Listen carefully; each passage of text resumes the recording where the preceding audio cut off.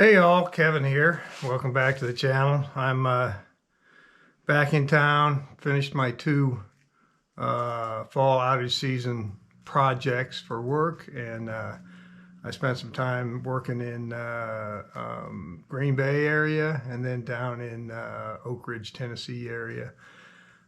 So I want to try and get back in the swing of making videos. I thought I'd start off with one for the Cool Old Tools series on a couple of items that I found on my way back from the Oak Ridge area. I drove home from there, and on a long drive like that, I tend to stop at pretty much every antique store I pass by. So I picked up a couple of items, and I thought I'd show them to you. So I've got to start with these two toolboxes.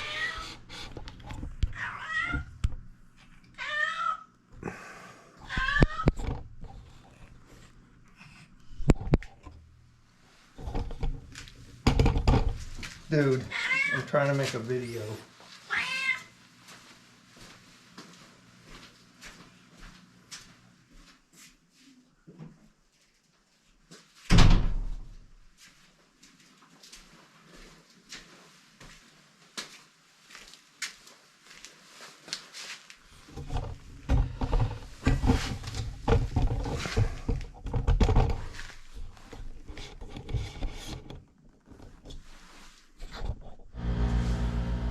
Okay, here's what happened.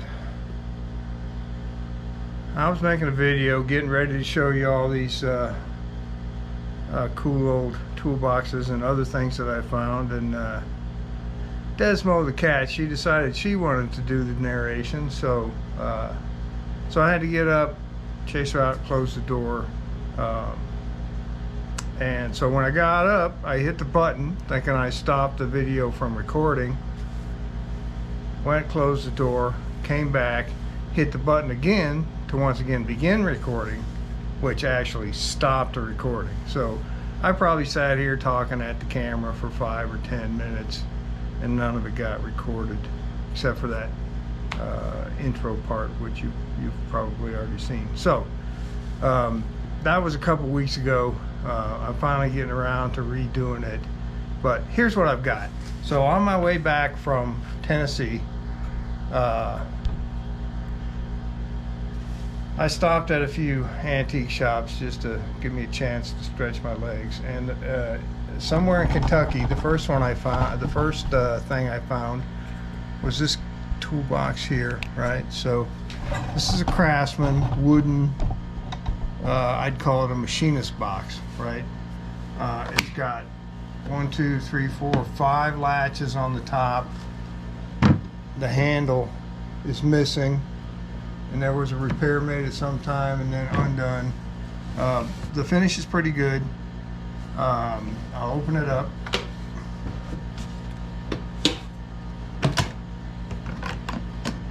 And this is where see, normally this mirror would be over here.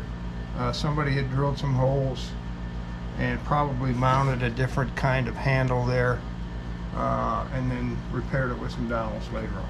So it's got the green felt. All the drawers have the green felt. The front comes off, tucks underneath. It's got the Craftsman logo in the middle. No date on it, but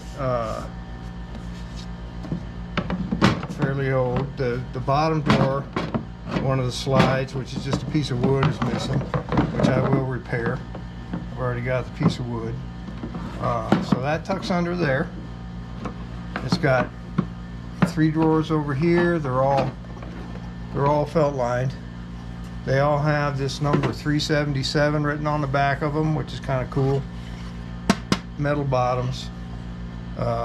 So match set of drawers. 3 small drawers over here, 2 half drawers over here, 1 deeper, 1 shallow long drawer, and 1 long deep drawer. Okay. Otherwise, really good shape. Wood looks a little thirsty, so I'll probably rub it down with maybe some Danish oil and fix it up a little bit. Now, this was in Kentucky. Where did I get this? Columbia. Oh, this was in Missouri, Columbia, Missouri.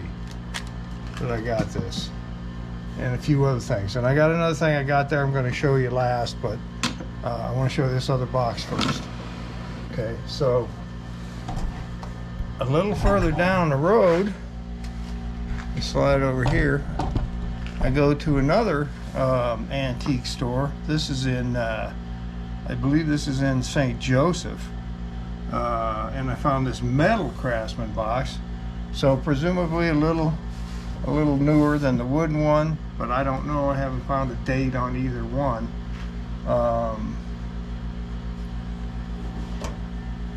But this one has 3 latches. Apparently was owned by Don Grew at some time. So thanks, Don, for taking care of this for me. It has a cool feature. It has a Craftsman hacksaw mounted in the lid, and I don't know if Mr. Groom did that or if it came that way. It's got a wing nut holding it in there. The front also comes off of this one, right? It also has a Craftsman emblem, but a different Craftsman emblem on the front, and a Craftsman emblem on the bottom drawer. Now, it has a similar drawer arrangement, 3 short drawers over here, 1 short one and 1 deep one, and then the narrower wide drawer and the deeper wide drawer here. These drawers have been lined with black felt. I don't know if you can see that, but I think somebody probably did that, possibly Mr. Groom, but I don't know, maybe they came that way.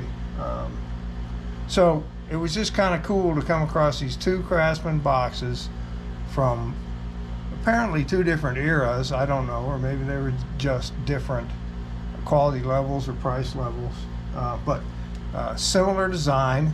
One's wood, one's metal.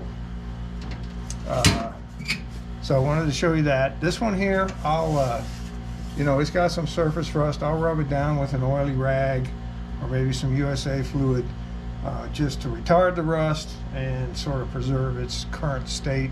And then I'll use it. I'll be using both of these for toolboxes because, well, old stuff is better than new stuff.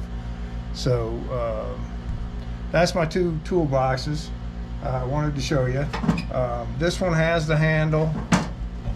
The wooden one, like I said, is missing the handle. If anybody knows where a guy can get one of those, I'd sure be interested. Leave me a comment. If anybody knows anything about these, dates they were made, anything like that. This one here on the latch, I'll see if I can zoom in on this. I don't know if you can see it, but it says Union as a brand on the latch. I don't know if Union just made the latch or if they made the whole box. I know there were Union brand Machinist Box boxes, so could be. There you go. Now, another cool thing I found at this same shop that I wanted to show you is this draw knife. All right, I sort of been in want of a good draw knife to use. And again, you know, old tools are better than new tools, so I'm always watching in the antique shops. Now this one here has folding handles, and I personally had never seen one with folding handles. It has a brand of, I believe it says Reliant or Relianol on it.